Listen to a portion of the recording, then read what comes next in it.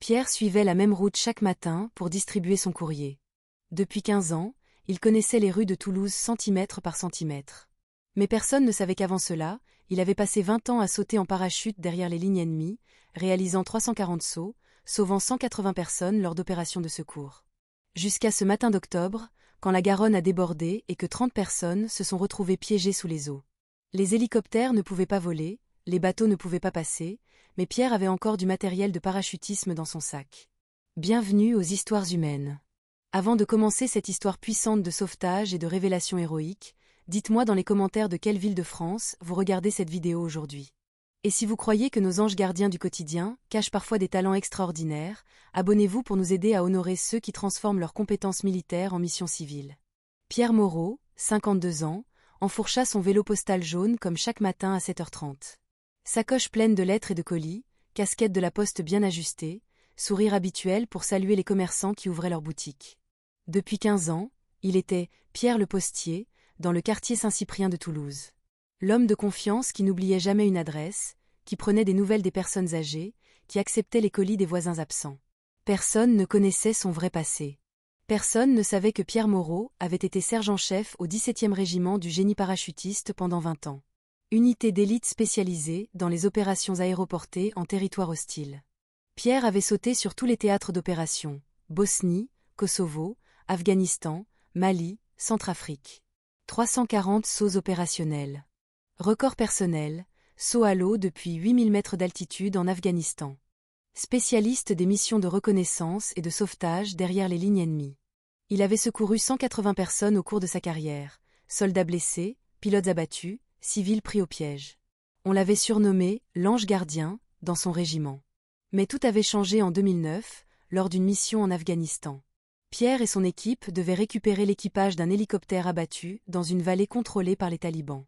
Le sauvetage avait réussi, mais Pierre avait dû prendre des décisions difficiles pour protéger les pilotes blessés. Cette nuit-là, il avait décidé qu'il en avait assez de la guerre. Il avait quitté l'armée en 2010 et était devenu facteur. Un choix délibéré, apporter de la joie aux gens au lieu de porter la guerre. Distribuer des lettres d'amour plutôt que des ordres de mission. Les rues paisibles de Toulouse étaient devenues sa nouvelle zone d'opération, sa thérapie, sa rédemption.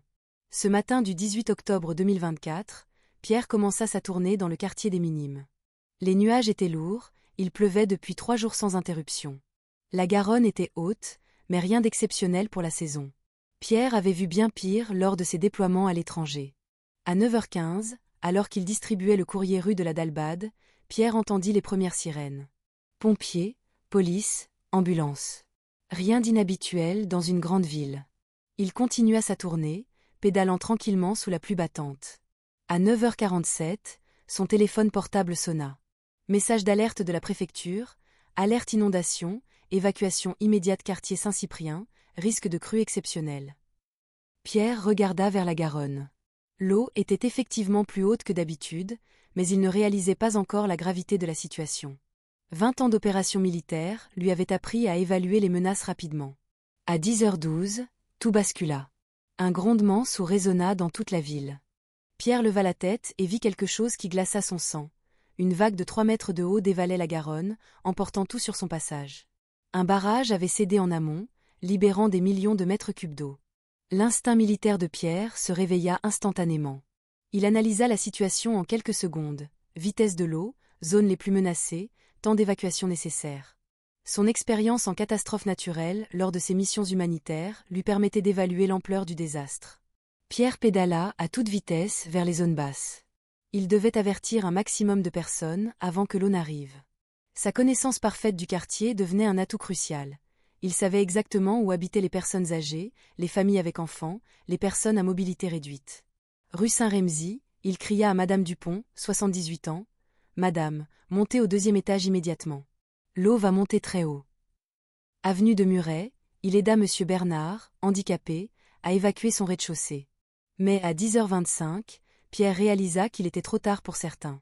L'eau arrivait plus vite que prévu, et 30 personnes étaient encore piégées dans une résidence senior en rez-de-chaussée. L'immeuble était déjà cerné par les flots, et l'eau montait rapidement. Pierre appela les secours, ici Pierre Moreau, facteur secteur Saint-Cyprien. 30 personnes bloquées résidence Les Jardins, rue Réclusane. On monte vite, accès impossible. Monsieur Moreau, les hélicoptères ne peuvent pas décoller à cause du vent et de la pluie. Les équipes nautiques sont déjà toutes mobilisées. On essaie de vous envoyer du renfort, mais... Pierre raccrocha. Il connaissait cette situation. Trop de victimes, pas assez de moyens, pas assez de temps. Il avait vécu cela en Afghanistan, au Mali, en Centrafrique. Il regarda sa sacoche postale. À l'intérieur, sous les lettres et les colis, il gardait toujours quelque chose au cas où. 50 mètres de corde parachutiste, des mousquetons, un kit de premier secours militaire. Les réflexes de 20 ans ne disparaissent jamais complètement. Pierre prit la décision qui allait sauver 30 vies. Il attacha son vélo et se dirigea vers le bâtiment le plus haut du quartier, la Tour France Télécom, 45 mètres de hauteur. Il connaissait le gardien, Monsieur Rodriguez, qui l'accueillit, surpris. « Pierre, qu'est-ce que tu fais là ?»« Carlos, j'ai besoin d'accéder au toit. Urgence absolue. »« Mais enfin, Pierre, tu es facteur, pas pompier. » Pierre regarda son ami droit dans les yeux. « Carlos, fais-moi confiance. Juste cette fois. » Quelque chose dans le ton de Pierre convainquit Carlos. Ils montèrent jusqu'au toit par l'escalier de service. De là-haut, Pierre voyait toute l'étendue du désastre. L'eau avait envahi la moitié du quartier. La résidence Les Jardins était complètement cernée, l'eau atteignait déjà le premier étage. Il pouvait voir les résidents aux fenêtres, affolés, certains très âgés. Pierre sortit sa corde de sa sacoche. Carlos n'en croyait pas ses yeux. « Pierre, tu ne vas pas ?»« Si. » Pierre attacha sa corde au point d'ancrage de l'antenne. Ses gestes étaient précis, automatiques. Formation parachutiste oblige, il savait faire des nœuds les yeux fermés. Il vérifia 3 fois son système d'assurage, par réflexe militaire. « Pierre, c'est de la folie. Tu n'es pas Spider-Man. »« Non, » répondit Pierre calmement en enfilant son harnais improvisé. « Je suis parachutiste. » Carlos ne comprit pas immédiatement. Mais quand il vit Pierre se préparer à descendre en rappel du toit d'un immeuble de 45 mètres, il réalisa que son ami facteur n'était peut-être pas ce qu'il croyait. Pierre se lança dans le vide. Descente contrôlée, technique parfaite. 20 ans d'entraînement parachutiste ressurgirent d'un coup. Pierre avait sauté de bien plus haut, dans des conditions bien pires. Une descente en rappel urbain, c'était presque des vacances comparées à un saut à l'eau de nuit en Afghanistan. Il atteignit le toit de la résidence en 3 minutes. Les résidents l'avaient vu arriver et n'en croyaient pas leurs yeux. « Pierre. Le facteur.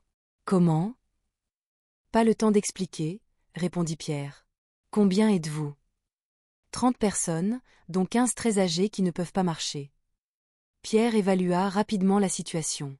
L'eau montait encore, l'immeuble d'en face était à 20 mètres, mais il y avait un point d'ancrage possible, une antenne sur le toit opposé. Pierre sortit le reste de sa corde et des mousquetons de sa sacoche. Les résidents le regardaient, fascinés, comme s'il assistait à un numéro de cirque. « Vous aviez tout ça dans votre sac postal ?» demanda Madame Girard, 84 ans. « On ne sait jamais, » répondit Pierre en installant une tyrolienne improvisée entre les 2 immeubles. Technique apprise en Afghanistan, franchissement d'obstacles par corde tendue. Pierre avait évacué des blessés de cette façon sous le feu ennemi. Ici, c'était plus facile, juste de l'eau. Il installa un système de poulies avec ses mousquetons, créa des harnais de fortune avec sa corde. En 30 minutes, il avait mis en place un système d'évacuation digne d'une opération spéciale. « Qui commence ?» demanda-t-il. Madame Girard leva la main. « Moi. À mon âge, j'ai plus rien à perdre. » Pierre l'attacha soigneusement dans son harnais improvisé. « Madame, vous allez glisser jusqu'à l'immeuble d'en face. N'ayez pas peur, je contrôle votre descente. »« Tu as déjà fait ça, Pierre ?»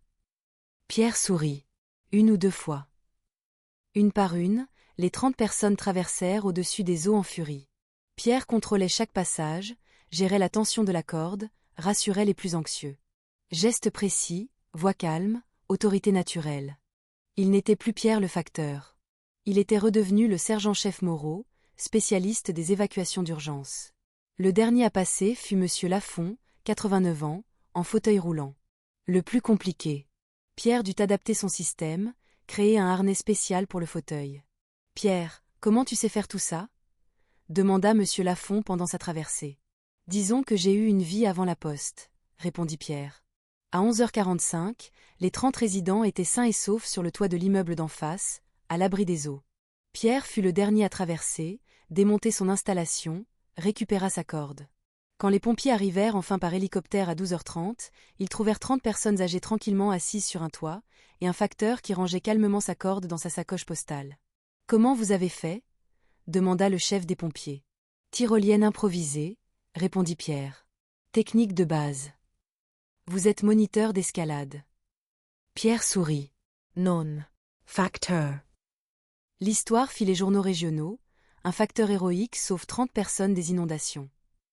Pierre accepta une interview à France 3 Occitanie, mais resta évasif sur ses méthodes. « Vous aviez déjà fait ce genre de sauvetage » demanda la journaliste. « Disons que j'ai eu une formation polyvalente. » Ce n'est que 3 jours plus tard que la vérité éclata. Carlos, le gardien de la tour, avait fait des recherches sur Internet. Il avait tapé « Pierre Moreau parachutiste » et était tombé sur un article de 2009 du journal militaire Terre Information. Le sergent-chef Moreau, du 17e RGP, décoré pour ses actions de sauvetage en Afghanistan. Carlos montra l'article à ses amis, qui le montrèrent aux leurs. En quelques heures, tout le quartier savait que leur facteur préféré était un ancien héros militaire. Le lendemain matin, quand Pierre arriva pour sa tournée habituelle, il trouva une centaine de personnes qui l'attendaient dans la rue. Applaudissements, fleurs, embrassades. Madame Girard s'approcha de lui avec les larmes aux yeux. « Pierre, on a appris qui vous étiez vraiment. Pourquoi ne jamais nous l'avoir dit ?» Pierre regarda tous ces visages qu'il connaissait depuis 15 ans. Ses voisins, ses amis, sa nouvelle famille. « Parce que je ne voulais plus être un soldat. Je voulais juste être votre facteur. Mais grâce à ce que vous étiez, vous avez pu nous sauver. » Pierre hocha la tête. « Peut-être que nos anciennes vies nous suivent pour nous permettre d'aider quand c'est nécessaire. » Un mois plus tard, Pierre reçut la médaille de la sécurité intérieure des mains du préfet. La cérémonie eut lieu sur la place du Capitole, devant une foule de Toulousains. Mais Pierre demanda que les 30 personnes qu'il avait sauvées soient au premier rang. « Ces personnes sont ma vraie récompense, » dit-il dans son discours. « Savoir qu'elles sont en vie, qu'elles peuvent encore recevoir leurs lettres d'amour, leurs nouvelles de famille, c'est ça, ma médaille. » Aujourd'hui, Pierre continue de distribuer le courrier dans son quartier de Toulouse. Il arrive toujours à 7h30, enfourche son vélo jaune, salue les commerçants. La seule différence, c'est que maintenant, sa sacoche contient officiellement du matériel de secours d'urgence, à la demande de la poste. Et parfois, quand il lève les yeux vers le ciel et voit passer un avion militaire, Pierre sourit et continue sa tournée. Car il a appris que nos talents passés ne nous abandonnent jamais vraiment, ils attendent juste le bon moment pour ressurgir et servir ce qu'on aime. Parce que parfois, être un héros signifie accepter que nous portons en nous toutes nos expériences. Et que nos compétences, même celles qu'on croit oublier, peuvent un jour sauver la vie de nos voisins. Alors maintenant, je vous demande, connaissez-vous quelqu'un d'ordinaire qui s'est révélé extraordinaire en temps de crise ? Un facteur, un voisin, quelqu'un dont vous avez découvert le passé héroïque ? Partagez leurs histoires dans les commentaires. Parce qu'aux histoires humaines, nous croyons que nos vrais anges gardiens ne tombent pas du ciel. Parfois ils pédalent dans nos rues avec une sacoche pleine de lettres et un cœur plein de courage. Merci de regarder. Si cette histoire vous a touché, abonnez-vous et partagez. Aidez-nous à honorer ceux qui transforment leurs compétences militaires en mission de service civil. Et la prochaine fois que votre facteur vous apporte votre courrier, rappelez-vous qu'il pourrait être bien plus qu'il ne paraît, peut-être un ancien héros qui a choisi d'apporter de la joie plutôt que de porter la guerre.